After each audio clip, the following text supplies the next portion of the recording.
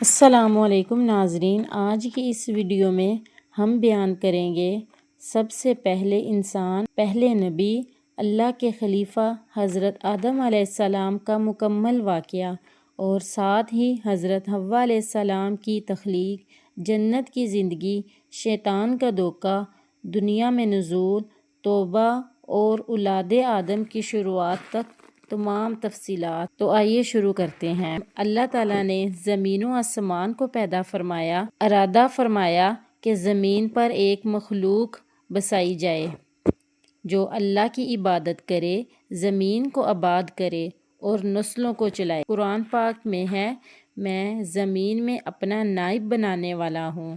اللہ تعالیٰ نے فرشتوں کے سامنے اعلان فرمایا تو فرشتوں نے عرض کیا، اے پروردگار، کیا تو ایسی مخلوق کو پیدا کرے گا جو زمین میں فساد مچائے گی؟ اللہ تعالیٰ نے فرمایا، میں وہ جانتا ہوں جو تم نہیں جانتے۔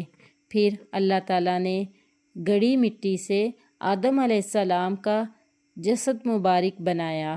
سالوں تک یہ جسم جنت میں پڑا رہا۔ شیطان قریب آ کر اسے دیکھتا اور سمجھتا یہ مخلوق ایک دن بڑا مقام پائے گی۔ پھر اللہ تعالیٰ نے روح پھونکی، آدم علیہ السلام نے آنکھیں کھولی اور اللہ تعالیٰ کے حکم سے انس لی اور کہا الحمدللہ۔ اللہ نے جواب دیا، یعنی تم پر تمہارے رب کی رحمت ہو۔ یوں حضرت آدم علیہ السلام کی زندگی کی شروعات۔ فرشتوں پر فضیلت۔ اللہ تعالیٰ نے حضرت آدم علیہ السلام کو تمام اشیاء کے نام سکھائے۔ پھر فرشتوں سے فرمایا، اگر تم سچے ہو تو ان چیزوں کے نام بتاؤ۔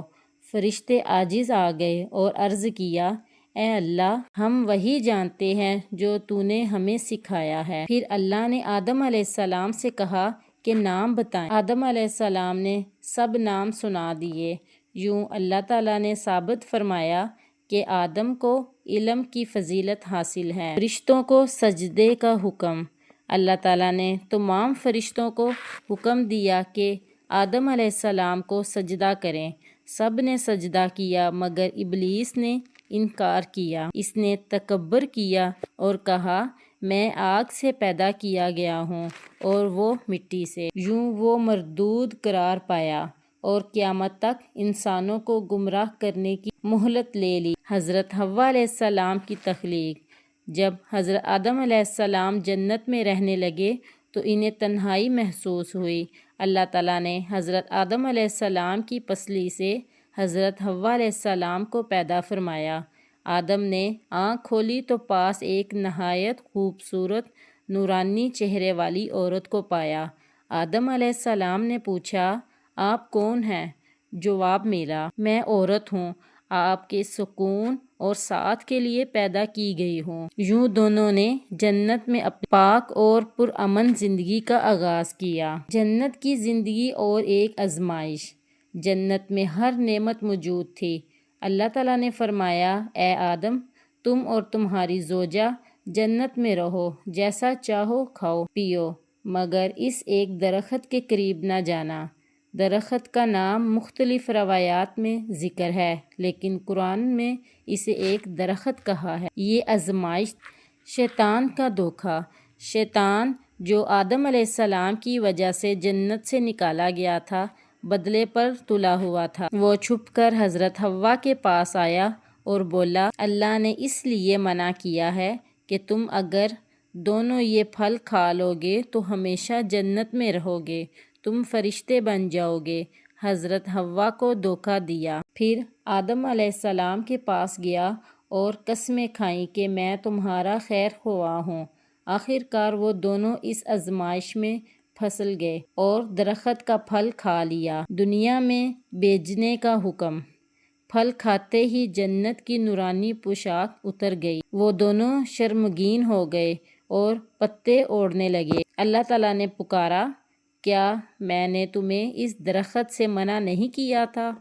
آدم اور حوا علیہ السلام نے فوراً توبہ کی، ربنا ظلمنا انفسنا، اے ہمارے رب، ہم نے اپنے اوپر ظلم کیا ہے۔ اللہ تعالیٰ نے توبہ قبول فرما لی، لیکن حکم دیا، تم سب زمین پر اتر جاؤ وہاں رہو گے، آزمائے جاؤ گے، پھر میری طرف لوٹو گے۔ زمین پر زندگی کا آغاز۔ حضرت آدم علیہ السلام اور حضرت حوا علیہ السلام ایک دوسرے سے کچھ عرصہ جدا رہے۔ بعد ازاں عرفات کے میدان میں ملاقات ہوئی۔ اسی نسبت سے اسے جبل رحمت بھی کہا جاتا ہے۔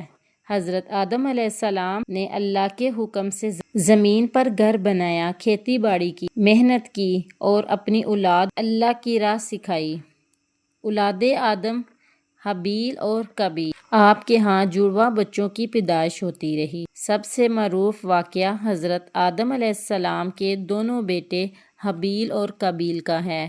قابیل نے حسد میں آ کر حابیل کو قتل کر دیا۔ یہ دنیا کا پہلا قتل۔ حضرت آدم علیہ السلام کا وصال۔ حضرت آدم علیہ السلام نے تقریباً 930 سال کی عمر پائی۔ وفات کے وقت فرشتے آئے، آپ کا روح قبض کی۔ حضرت آدم اور حوا کا پورا واقعہ ہمیں یہ سبق دیتا ہے، اللہ کی نافرمانی سے ہمیشہ بچیں۔ شیطان کا سب سے بڑا ہتھیار وسوسہ ہے۔ توبہ کرنے والا اللہ کو محبوب ہے۔ آزمائشیں ایمان کا حصہ ہے۔ دنیا عارضی ہے، اصل گھر جنت۔